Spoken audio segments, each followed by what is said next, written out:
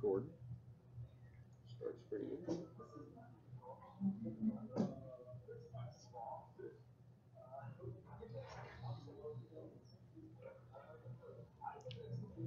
Should I start or should I? You can start. So we're not both like that. Hi, I'm Morgan, I'm Eric. and we're here to do a box opening for Rivals of Ixalan. But before we get started, we have a couple quick things we want to go over.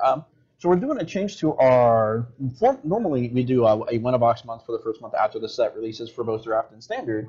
We're going to try something a little different this time for the next month. Want to go ahead and talk to the people about what that is? You go ahead, actually. Okay. So what we're doing instead is we're taking a $300 store credit pool and we're spreading it out amongst the top 8 players, which for some players, especially for maybe standard players when they're trying to get new cards picked up for the new set, especially with the new standard and do the bannings from Monday afternoon.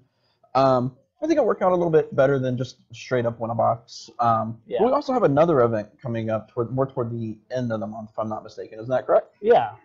It is Standard IQ from Star City Games on the 28th. I believe that is going to be a noontime start, $30 entry fee. Good opportunity to get out, test new standard, play some new standard. I'm really excited to see all the new standard decks we're going to have with the bannings that have gone on in standard. Hopefully a lot of cool tribal decks.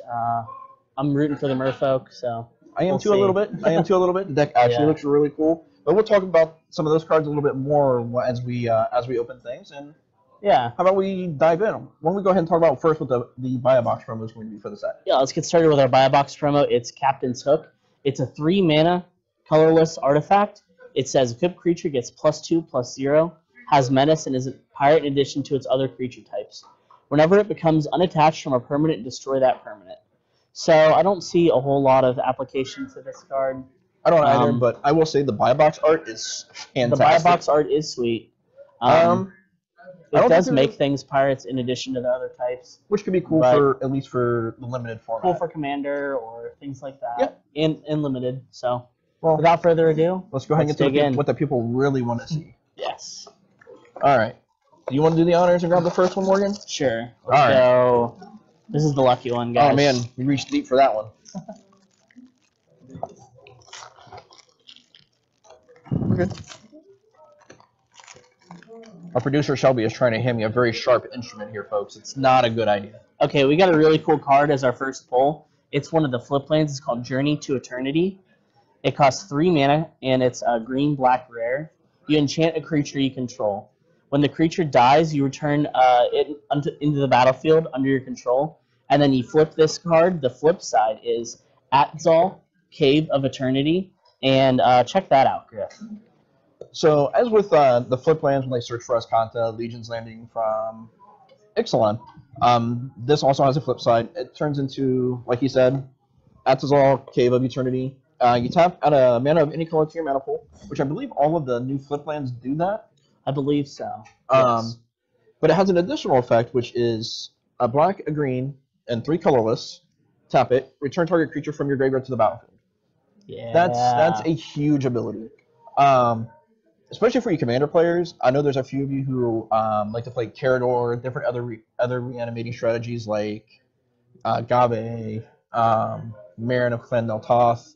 Like, this is something that those type of decks will probably look at using. At least I know I would. Yeah. Because it just gives you like, oh, hey, if this flips into a land, it's a lot harder to interact with than just an enchantment. Mm-hmm. But in those decks, it's really easy to go like, oh, I'm gonna put this enchantment on this dude. I'm gonna sacrifice this guy to an Antuco Husk or something like that. Flip it and I really want to see really crazy things. I really want to see an instant speed sacrifice outlet for this card, and maybe some action going on with Gift of the God Pharaoh and throwing stuff in your graveyard. I think it could be pretty cool. I think it could be too. Standard wise, we will see. Yeah. Again, Commander's gonna love this card. Commander's gonna have a lot of fun with this card. It almost has me looking at the commander deck again. Marin? Almost. Yeah. You know me so well, Morgan. All right, our second rare is going to be Seafloor Oracle. This guy is a 2 blue, 2 colorless for a 2/3. Whenever a merfolk you control deals combat damage to a player, draw a card. Okay. Limited. This card would be great. Yeah. I don't know if it's going to have any implications in standard or even down into modern because there's so much just better Yeah. merfolk at that casting cost. In modern, I can guarantee that it won't see play. Oh, yeah, because But, I mean they have master waves. In standard, if you're going the merfolk token route with all the 1/1 hexproof guys, then Okay. I could see. But definitely this card's going to be a very, very good card in limited. Yeah. Both sealed, draft. Standard, again, it's going to be one of those things that we will see. Again, we're going to have a very, very wide open new standard format coming up. And we really don't know what's going to happen. All right. Without further ado, I have Tetsamok, Primal Death. He is the Black Elder Dinosaur. He is a 6 mana black, 6/6 with Death Touch. And then he has this cool ability. I don't know if a few older players watching might remember Forecast. That's where you pay a mana cost and reveal a card in your hand. And then you get an ability. Well, this guy, you reveal him and put a prey counter on target creature. You can only activate it during your turn, so no end of turn shenanigans. But when he enters, you destroy each creature with a prey counter on it. This card seems actually kind of sweet for maybe like there's that blue-black control deck that run around in standard for a little while. Okay. This could be like the mass removal spawn that deck was looking for. I kind of like it. I kind of like it in the way that it prevents your opponents from committing too much to the board, so you can kind of gain some time that way while you slam this guy and wake their field, and then maybe even prepare for another wave of creatures. Plus, he's just a big dude with Death Touch. Yeah, I mean he's just a giant 6 mana 6/6 with Death Touch. And limited, this card's going to be very, very, very hard for people to deal with this card at certain points. I know there is a plethora of removal spells within Ixalan, within Rivals that can just destroy him. But like if he gets any sort of advantage of killing like 2 or 3 creatures by the time he hits play, this is going to be a game changer for whoever casts this card. Plus, he can spend the mana over the course of a couple turns. Yeah, it's like not like you have to go, I'm going to spend this mana, spend 3 mana on this turn, and then cast this guy. Yeah. If you have 9 mana, you've probably already lost in limited. True. But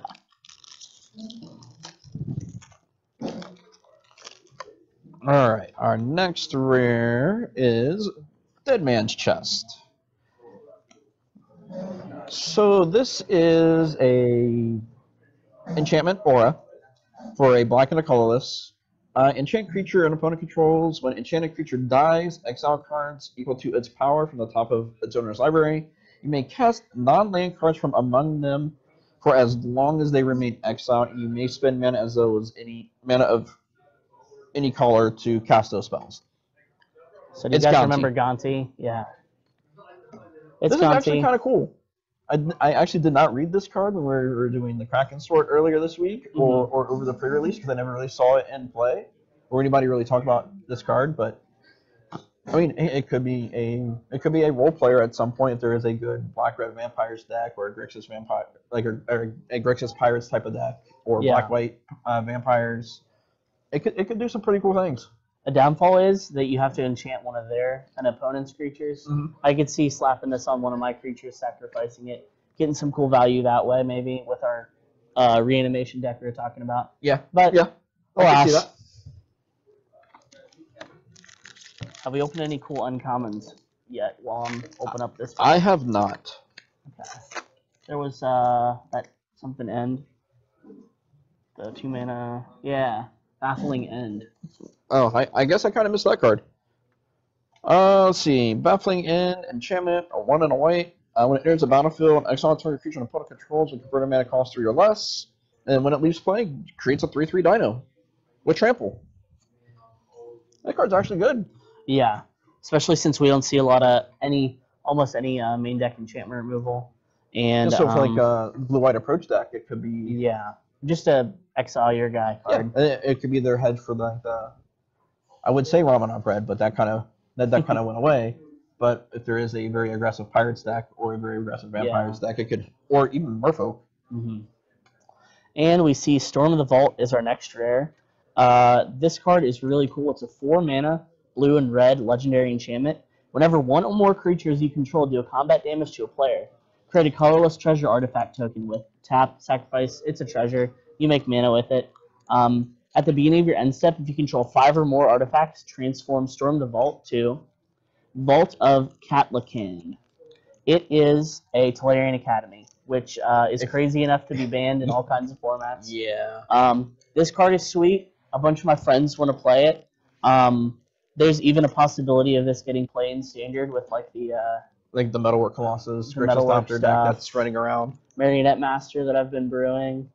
Oh yeah, you have been working Yeah. on that. So Maybe we need to compare deck lists and we can Yes. see where we're at with that. I'm excited about this card. I know a lot of people are. There's a lot of blue-red artifact, like Brea, for instance. All kinds of artifact shenanigans going on in Oh EDH. yeah. Oh yeah. All right. Our next rare is Arch of Araska. Okay. All right. So this is the one rare non-basic land in the set. Yeah. I mean, that's our first instance of the Ascend mechanic.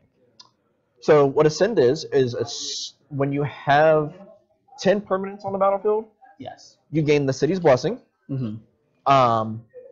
Once you have it, you can't lose it.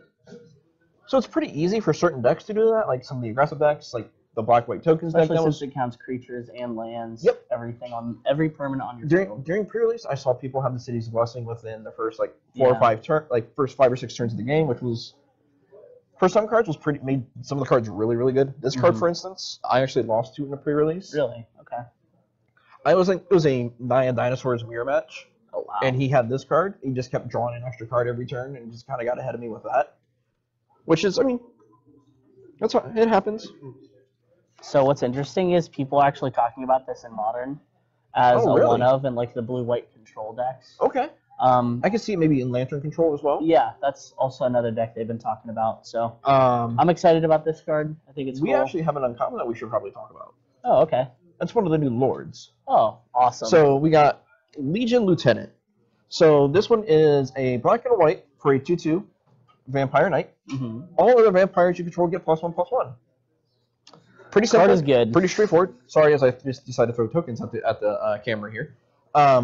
This is a lord that the vampire deck was missing. Yes.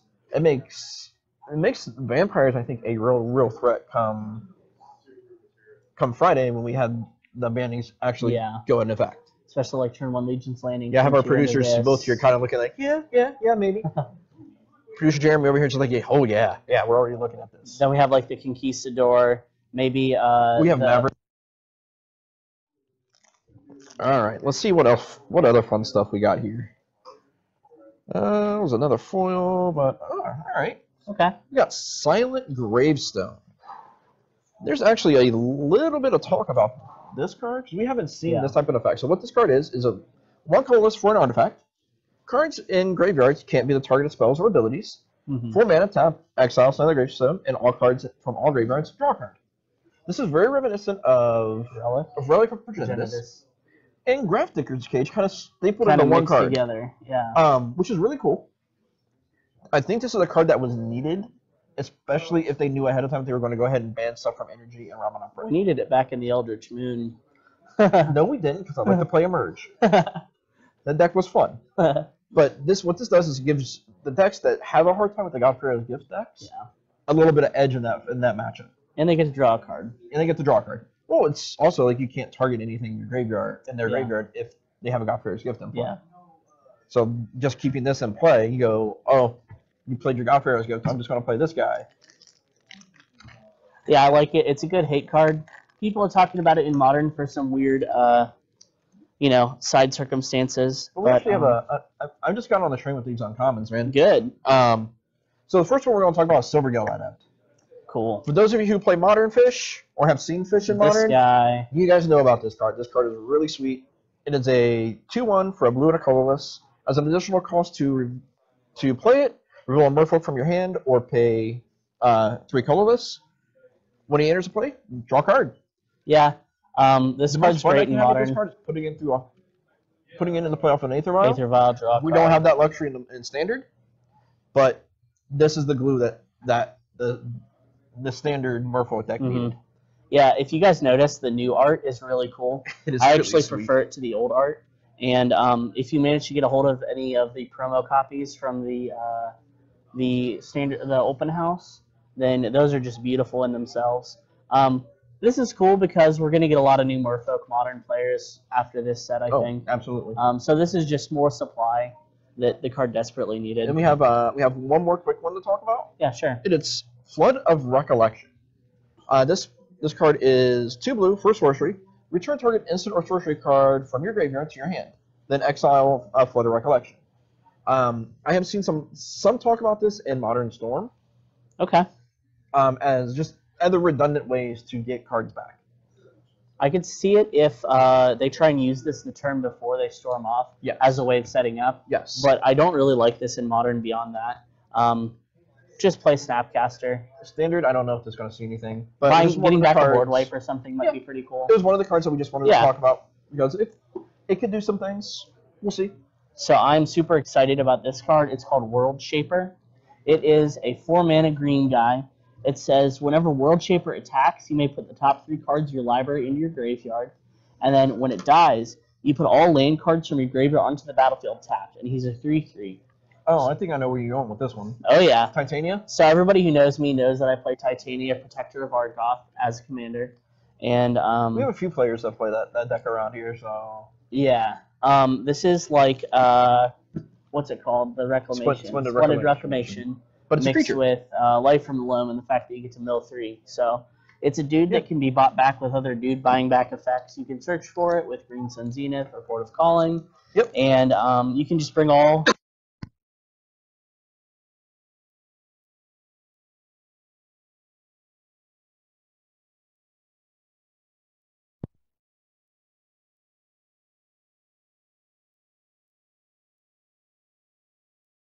Alright, so our rare in this pack is Vona's Hunger.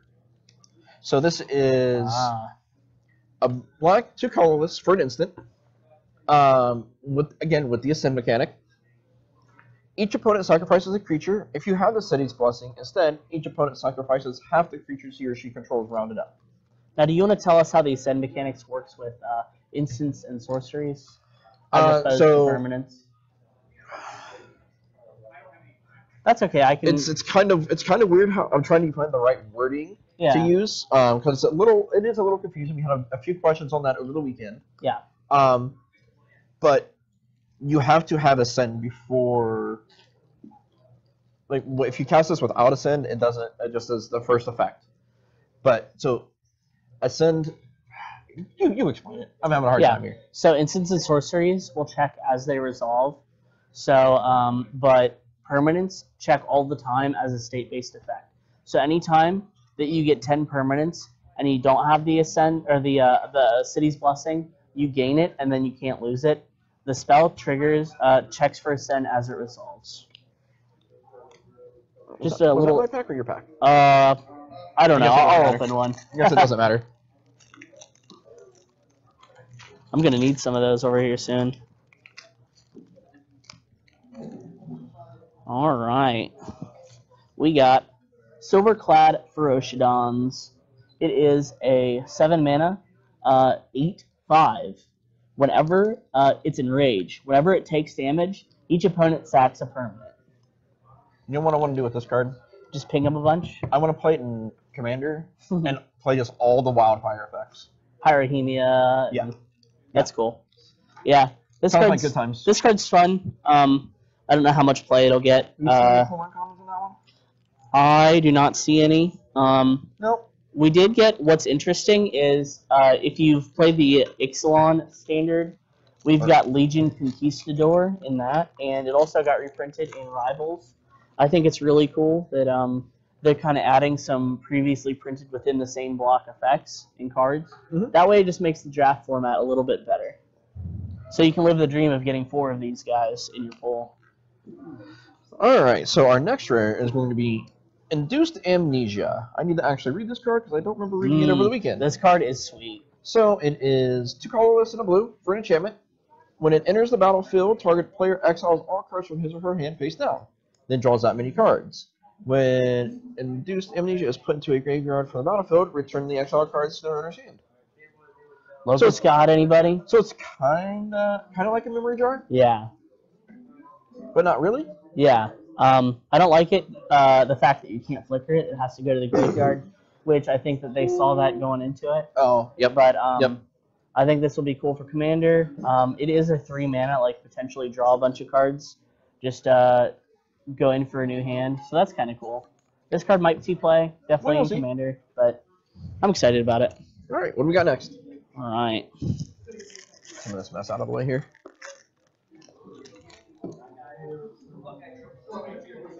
All right, we got another copy of Captain's Hook as a rare in the pack. We've already talked about that. We actually got a couple good uncommons in this set. In this pack, we got another Thunderherd Migration. The one I want to talk about, though, is Swift Warden. Okay. It is a 3-mana flash. When it enters the battlefield, target merfolk you control gains hexproof until end of turn, and it has a really solid body for being a 3/3.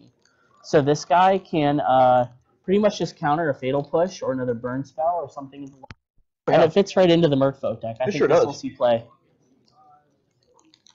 All right, our next one.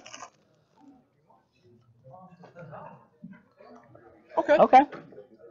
This is the first card spoiled, right? It is the Immortal Sun. So this is a 6-mana legendary artifact. Players can't activate Planeswalker abilities, Planeswalker loyalty abilities, which is very key because this is the first time we've actually seen that on any card. First time that we get to actually interact with not activating Planeswalker abilities outside of, say, maybe pithing you. Yeah. But at the beginning of your upkeep, at the beginning of your draw step, draw an additional card. So it's a Howling Mine. Personal Howling Mine. Personal Howling Mine. And then the fun doesn't stop there. Yeah, there's 2 more abilities. This thing's basically just a Planeswalker. Spells you cast cost 1 less. Which, if you're paying 6 mana for a card already, then it may not be super useful, but I think it'll be alright. It's cool. Yep. And then the final ability is creatures you control get +1/+1. Yeah. In the decks that I'm thinking that this card is relevant in, I'm not paying attention to that bottom ability. Okay. I'm paying attention to Planeswalker abilities can't be activated, drawing an extra card, and my spells cost 1 less. Do you think we'll see any Planeswalker decks in Standard that this will be good hate against? People have been talking about the red-black Argoth. Engrath, the Minotaur. Again, it's going to be kind of a toss-up. Kind of a wait and see. Yeah. It's going to feel really bad for somebody. They cast their Engrath, then you play this the turn after. They get the 1 activation. Mm-hmm. So I mean, it might not be. Hopefully, you don't only have this in your hand. yeah. But they're also. I mean, it could venture its way down into Modern with since there's the blue-white control deck running around with a bunch of different Gideons now. Yeah. Okay, so I see what you have in your hand. Oh yeah, we gotta talk about this. We got a couple things we need to talk about here. First thing we're gonna talk about is Thrashing Brontodon. Slow rolling me. I'm sorry, man. we gotta save the goods. We gotta build up. Yeah. So this is a 2 green colorless for a 3/4. That's a huge body for a 3-mana card. Yeah. It also has 1, sacrifice it, destroy artifact or enchantment. Okay. So basically, you get to play main deck hate against the Godfrow's Gift, any other troubling artifacts or enchantments. Anointed Procession. A lot of these flip cards. Stockpile. Yeah. So that's cool. This was a much needed card. Yeah. Especially for Standard. If people thought tokens were going to be the go-to deck with these bannings, which they still probably are correct. Yeah. The deck is still very good and all of its pieces are still here. And even got a few new things to mess around with. But this is a natural predator. If you want to play dinos, you have built-in enchantment destruction in the main. In a very large body. Yes. But the more important uncommon in this pack, this is the one that has Morgan all giddy here, guys. It is the Merfolk Mistbinder. Yeah. Morgan, I will let you take this one away, my friend. So, everybody was super disappointed when Kapala got announced, and then we thought we were going to get an actual Merfolk Lord that gave everybody +1/+1. But then they said, okay, give it another shot. Maybe there'll be something in Rivals. This is what Merfolk players have been waiting a couple years for. It is blue, green. Other Merfolk you control get +2/+2. Get +1/+1. Or, yeah. Oh, my God. +1/+1. That would be ridiculous. Why are you trying to misinform to people? Yeah, I was looking at his power and toughness. Yeah, I'm super excited. This is going to be in my deck as a 4/of. I'm just trying to figure out the mana base right now, but I'm thinking 4 Botanical Sanctums, some of that unclaimed territory business. Oh, yeah. Maybe some number of breeding pools. Yeah, people are talking about this Merfolk deck. They're calling it Tropical Fish with the green splash. Yeah. You get to play stuff like Nature's Claim in the sideboard, ways to yeah. get rid of Ensnaring Bridge, which is huge. So I'm really excited about that, and you'll see me at Modern Mondays playing Merfolk. All right, and then I got a rare from my pack called Release to the Wind. It's blue and 2. It says exile target non-land permanent. For as long as that card remains exiled, its owner may cast it without paying its mana cost. This is a cute tempo card. This card is sweet. Yeah. You know what I can see this doing? Is those blue-eye control decks that are running around in Modern, they have a tough time with certain Planeswalkers that come out of the Eldrazi Tron deck. And you go, oh, you played that card, you ticked up, I'm going to exile that permanent. My next turn, I'm going to cast that card. That's fair. Or I'm going to cast that Ugin. Good luck. Or it says its owner may cast that. Oh, well, never mind. That's okay. Well, Standard is still might do something. Commander. It's a cute tempo card. I could see the Pirates taking advantage of this. Maybe. Them having to take a turn off to recast something big. That could be pretty good. But, yeah, I don't think it has a whole lot of other applications. Okay. People are talking about this card. All right, so we got Deep Root Elite. This is a green and a colorless Merfolk Warrior. It's a 1/1. Whenever another Merfolk enters the battlefield under your control, put a +1/+1 counter on target Merfolk you control. That does include himself. Yes, it includes himself. It also counts tokens. So that Deep Root Waters enchantment, the 4-drop, that whenever you play a Merfolk, you get to put a 1/1 hexproof Merfolk in. So it counts tokens. Yep. There's all kinds of dudes that come in as 2-for-1s. This card's going to be sweet. I'm excited about this card. Be ready for Merfolk in Standard, guys. It is going to be a thing. Sometimes going to feel really bad that they lost a fish in Standard. Cool. We got Siegehorn Ceratops. It is white-green, and it says, whenever Siegehorn Ceratops is dealt damage, put 2 1/1 counters on it. You know what this card reminds me of? What's that? A card we had in Standard for a little while that ran alongside Siege Rhino. What's that? Fleecebane Lion? Yeah. Reminds me a little bit of Watchful from back in the original Ravnica. Just a card that's darn hard to get rid of. It's very deceiving, but I think this card is one of the cards that makes the Dino deck actually playable. I do too. Now, what I'm looking at for a Dino deck is a green-white base with a small splash of red. I don't know what I'm going to be splashing red for. Maybe just Watley. But we will see. But this card is definitely one of the role players that I'm looking at. This card could be good. The only problem I see with it is being able to. You're going to have to be able to turn it on because there aren't a lot of 1 damage stuff going around in Standard from your opponent's side. What this does, because the core of the mono red deck is still there. What this does is stonewall their turn 1 Bomat Courier. Yeah.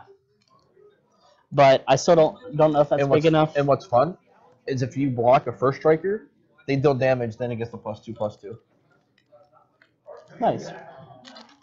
If I'm not mistaken, that's how that would work. Yes. Okay. Dyer Fleet Poisoner. A little bit of talk about this guy is what makes the pirate deck actually playable. Yes. So he is a black and a colorless for a human pirate. Flash, Death Touch 2/2. When he enters the battlefield, target attacking pirate you control gets +1/+1 and gains Death Touch until end of turn. Yeah. He is a very big tempo swing. Especially if you attack with, say, I don't know, Karizev, who has first strike. Yeah. So I agree with the bannings happening, but I've heard some people say that maybe they didn't need to be as heavy-handed. And I think this is one of the cards they had planned to kind of fix the energy problem. This guy does a real good job of blocking like Bristling Hydra and instant speed, stuff like Long Tusk Cub. I think that this would have helped take care of the energy problem if we would have given it time. But I do agree with the bannings. I do have one uncommon in here that I kind of want to talk about a little bit. All right. I don't know if it's going to actually be good, but it's a very, very, very cool design card. Yes. It is Enter the Unknown. It is just 1 green for a sorcery. Target creature you control explores. And then you may play an additional land this turn. We haven't had that type of effect where you just get to play additional lands in a turn in Standard in a little while. or even in a limited format. Yeah.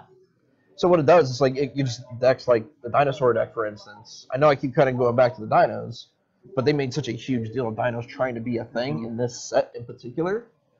That with cards like this, the new Rampant Growth, and like Savage Stomp and Ixalan, it might make the dino deck actual play. Like we have not had just a big giant creature mid range deck in standard in a fairly long time. Like I'm like Energy kind of was, but that deck it did unfair things. Let's just be real. Like Bursting Hydra, unfair Magic card. Also, if you guys are Magic historians, you'll probably remember the card Explore. I think that this card does a great job of looking almost exactly like it, except the name is Enter the Unknown, which is kind of a cute play on words for exploring. Yeah. Also, I like this card because it can potentially beef up your guy or stock you up on that land and then lets you play an extra one. Yep. So this is a great version, and this will see play if a big ramp deck does. So my rare is Zetalpa Primal Dawn. You get the white Elder Dino, guys. You get bonus points if you can pronounce all of these correctly the first time. Not wrong. Not wrong. So this guy is all of the good just keyword Basically, abilities. every good keyword except for haste. Yeah. So which would be ridiculous. 2 white, 6 colorless, 4/8. Bear with me here. Flying, double strike, vigilance, trample, indestructible. Missing literally everything but haste. If it had X-proof, it would be too strong. You're a bad individual, but I like it. Again, this card's fun. Like if you resolve this thing in limited, you're just going to kill your opponent. People really want to play this with Audric that came out in Shadows over Innistrad. Yes. Just make all of your creatures crazy big and they just have all the abilities. And they just have all the keywords. It's nuts. Keywords. Battle Cruiser Magic. Yep.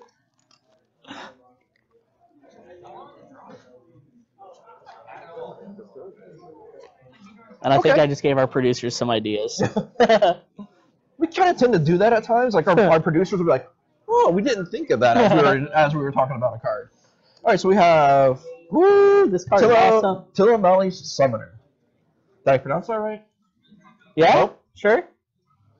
It's 1 in a red for a human shaman for a 1/1. It has the Ascend mechanic. This is one of the creatures that has Ascend. There's a few red creatures that have it. This card is sweet. This card is really cool.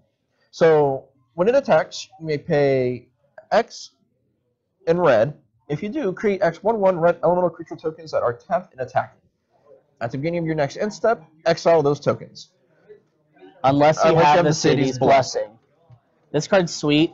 You draw it early, it can gain you some value. It'll help you get Ascend early on. If you draw it late and you can pump a bunch of mana into it, it's amazing. So for my very old school Magic players, there's a card from way back in Judgment called Firecat Blitz. Yeah. That was just a red X spell that put a bunch of 1/1 elemental tokens into play. I loved that card. Yeah. I played it alongside Fires Yavimaya in casual play. It was good times. I killed people out of nowhere with that card. It was so much fun. Commander players, you guys are going to love this. You guys love big mana decks. Standard, too. The red deck in Standard might make... It's a self-enabling Ascend card, which is sweet. It is. If you get to attack with this more than once, you're going to win. And unfortunately, I mean, we got one poor pool, but we've already talked about Allegiance Lieutenant. We don't really need to talk about that anymore. All right. I had to steal some of Griff's packs. You still got one more there, sir. Oh, okay. Well, look at you. That's my lucky pack. All right, we're going to hold that one off to the end? Yes. Like that Tiger Boy I opened on.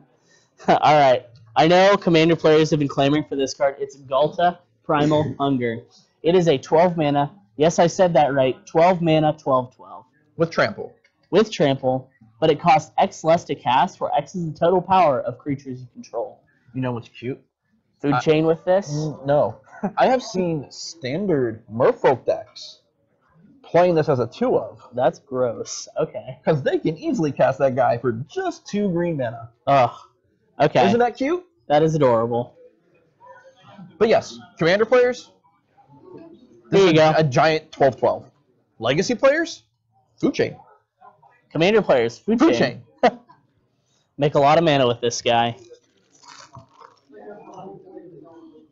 Do we have any cool uncommons in that pack, Morgan? We had Resplendent Griffin.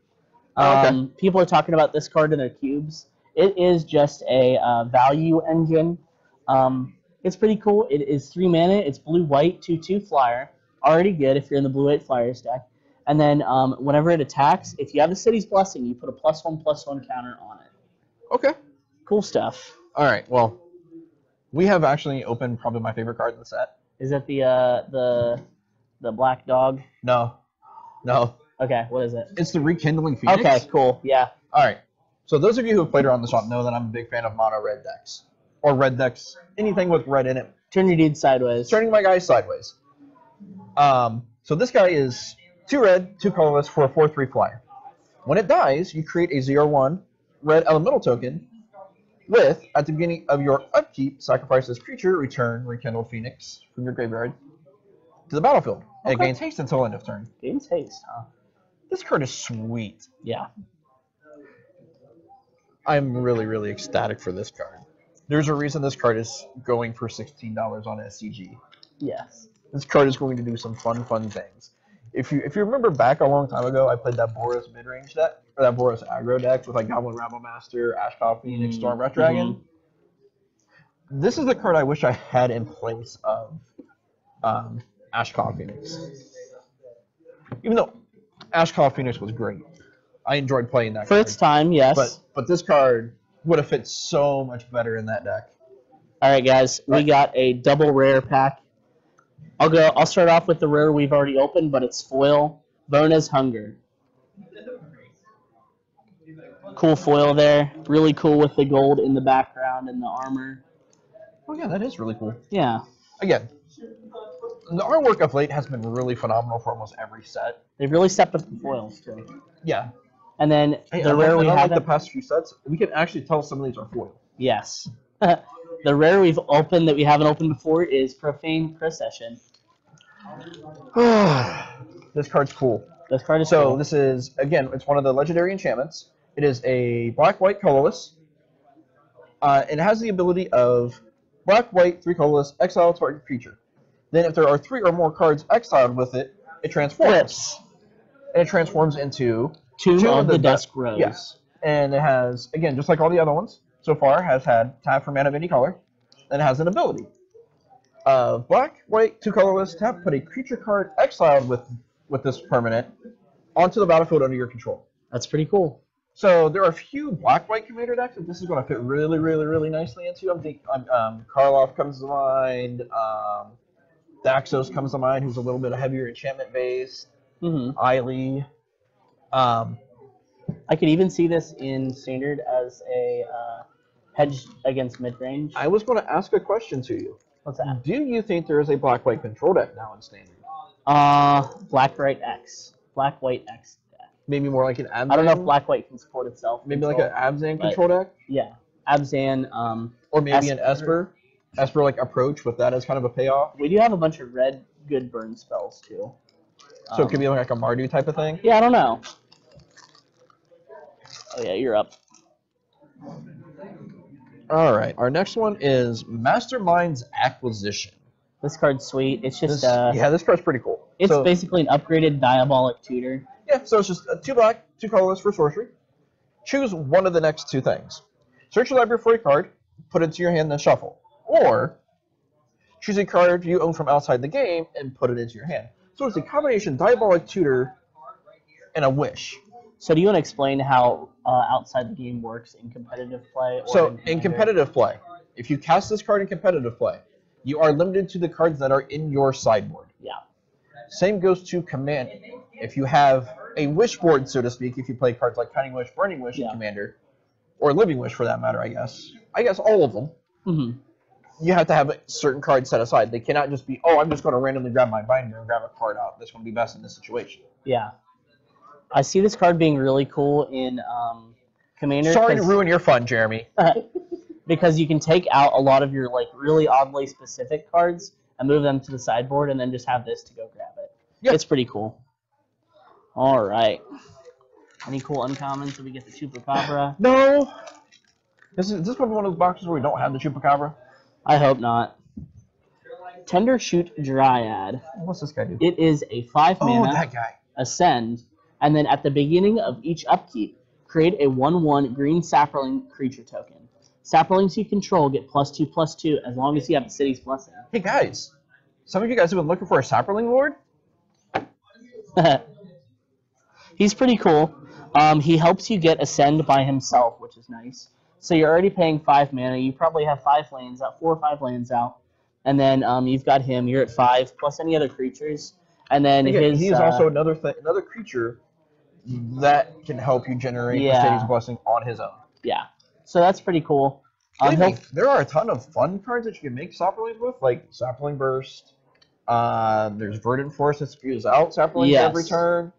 Commander players, somebody do this for me, please. I want to walk over and see like 300 saplings in play, just so I can giggle maniacally. I'm feeling like this is a great set for Commander players. That's the way it's shaped up to be, especially our box. All right, come on, Chupacabra. Okay, we got Sphinx's Decree. So this is a white colorless sorcery. Each opponent can't cast instants or sorceries during that player's next turn. So, do you think this can do anything in Standard? So, like, the deck I had in mind is against a blue-white approach. Yeah. The turn that you know that they're going to cast their second, you just go, oh, Sphinx's Decree. Or a turn where you know they're going to wipe the board. Yes. You just get that extra push with your dude. So, as maybe a sideboard card for, like, let's say, Black-White Vampires? I could see that. Vampires? I think people will try it in Modern also. Maybe get an extra turn against Storm. Or, I don't know. We'll see. Maybe. All right. Oh, I'm up. Here you go. Any cool uncommon? No.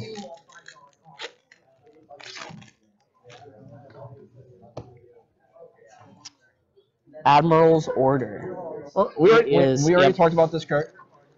We don't really need to go back over it again, but we feel it's going to be pretty. Maybe a role player in Modern. A cool uncommon. Pirates. A cool uncommon cycle from this set is the Forerunners of the Herald, or it's the Forerunner cycle. This one is Forerunner of the Heralds. It is a 4-mana card. It says when it enters the battlefield, you may search your library for a Merfolk card, reveal it, then shuffle your library and put it on top. Whenever another Merfolk enters the battlefield under your control, put a +1 counter on it. Oh, so this is just like much like the Harbinger cycle from back in the original world. Yes. So I'm actually seeing a lot of callbacks in this set, which is kind of cool. Yeah. Definitely throws in a lot of good stuff that a lot of people who've been playing the game for a while will remember. But there's a whole cycle of these. Yeah. I think they're great for limited. Ooh. Yes. All right. I need this guy for my so EDH we deck. finally opened one of the Planeswalkers in this set. It is Angrath the Flame Chain. Yeah. He is a black and a red, 3 colorless for a 4 loyalty Planeswalker.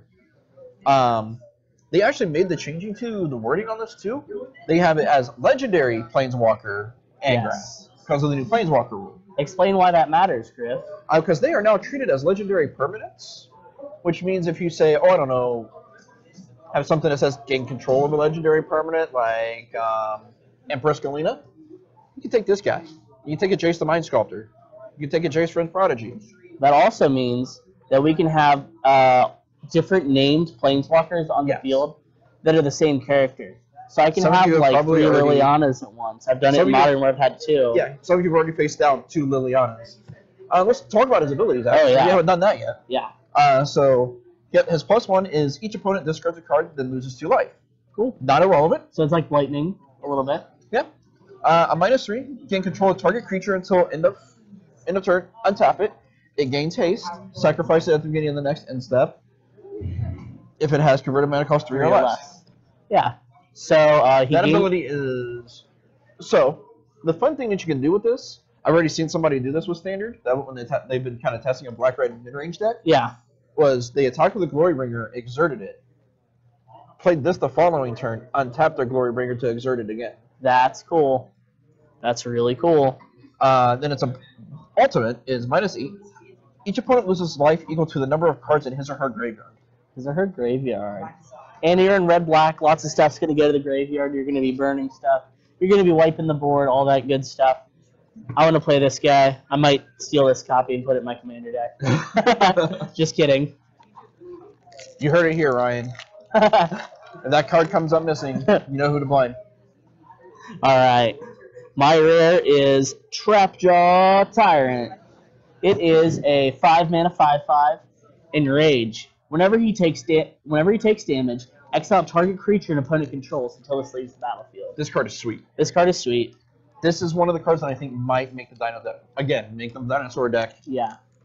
Not necessarily tier 1 in standard, but definitely worth a look and worth something you might have to pay attention to going forward. I agree. Yeah, There's just so many ancillary ways to just deal.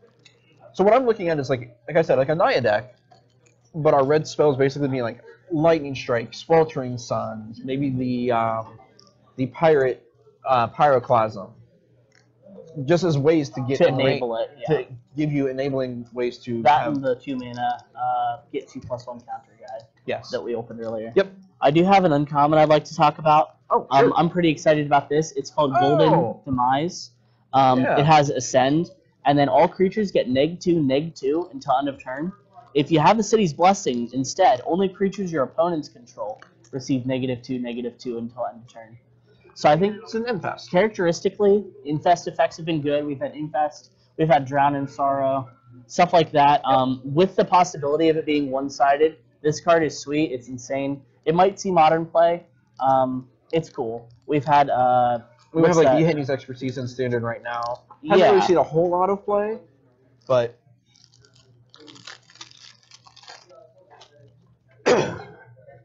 all right. So we have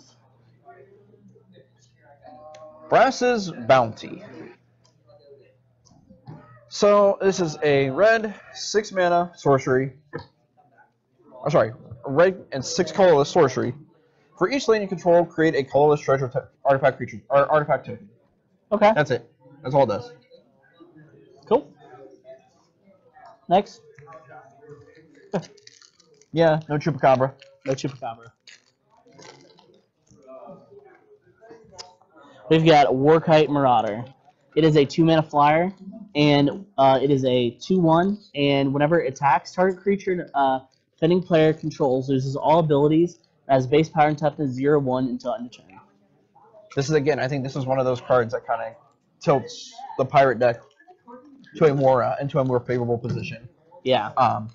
They were missing certain cards with effects like this to kind of like try to keep pace with like dinosaurs or even vampires. You can get tricky and kill them pretty easy. Like most of your pirates are going to be 1/2s or 2/1s. Yeah. So having a card like this for that deck could be. It's cool. Could push them into the forefront again. All right, this is my last pack.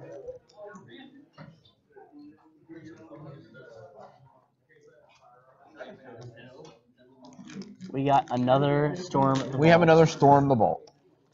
Not going to talk about it. It's Flareon Academy. You flip it, you're going to be able to do dumb things with a lot of mana. All right. Our rare in that pack was Champion of Dusk. It is a 5-mana 4/4. I got to play this card during the pre-release, and since there's tokens everywhere of vampires, this card drew me a lot of cards and won me the game. When it enters the battlefield, you draw X cards and you lose X life, where X is the number of vampires you control. The loss of life actually didn't feel too bad because a lot of the vampires have lifelink. This guy's pretty sweet. I really enjoyed playing him. Cool. He'll be great in the Edgar Markov EDH decks too. Still no Chupacabra? No Chupacabra. Damn, what's the deal? This is the last pack, man. This is the lucky pack that I stole from Griff. And we got Path of Discovery. It's a 4-mana enchantment. It says whenever a creature enters the battlefield under your control, it explores. I think this card's kind of sweet. I wish it was 1 mana cost less, but it can either beef up your creatures or help you churn through your deck and get rid of a lot of the lands. So, yeah, let's do a wrap up. Well, do we just want to quickly talk about Ravenous Chupacabra? Yeah, we well. wanted to open it. We didn't actually open one. So what it is a 2 black, 2 colorless for a 2/2. Yeah. When it enters the battlefield, destroy a creature. Yeah. I think that is going to. It's actually going to be a role player again in like that blue-black control deck that was running around for a little while. Maybe in like the black-white control deck that I was talking about as well. I don't think it's going to be groundbreaking by any stretch of the imagination. It'll be annoying. I think the last time Necrotal was in Standard, it did some things, but it wasn't as absurdly powerful. Yeah. But the really fun thing that you can do with this card, especially in that blue-black deck, is reanimate it with Scarab God. Yeah, I want to reanimate it. I want to double all of its ETB effects. I want to bring it back with Godfarer's Gifts. Yep. I want to do all the shenanigans. That card's sweet. Yep. All right. So Scott tried to convince me that it was going to be it's going to warp the format. I don't think so. I think it'll be a good card in the format, but I don't think it will necessarily warp the format in any way. Yeah. All right. So for constructed play, what would you give our box on a grade of A to F? A to F? Yeah. Probably somewhere around a C. That's what I was thinking. It was a very, very average box.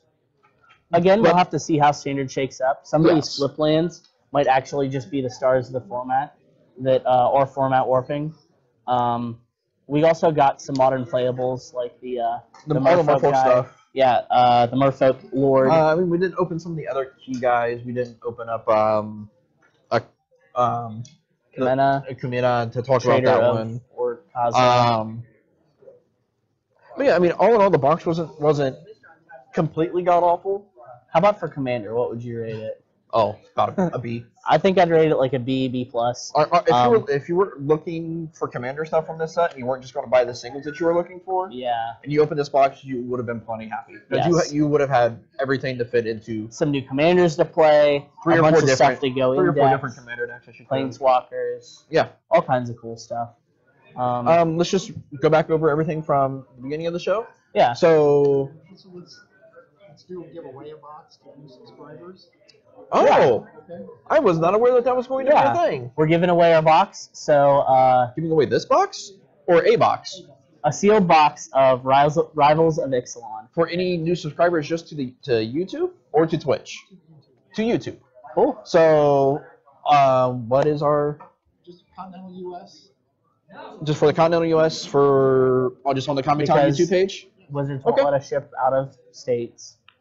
So yeah, just hit that subscribe button, and we'll pick a winner at the end of the month. Okay. So yeah, something to look forward to at the end of the month. Somebody can walk away with a box of Rivals. Somebody will walk away with a box of Rivals. Could it be you?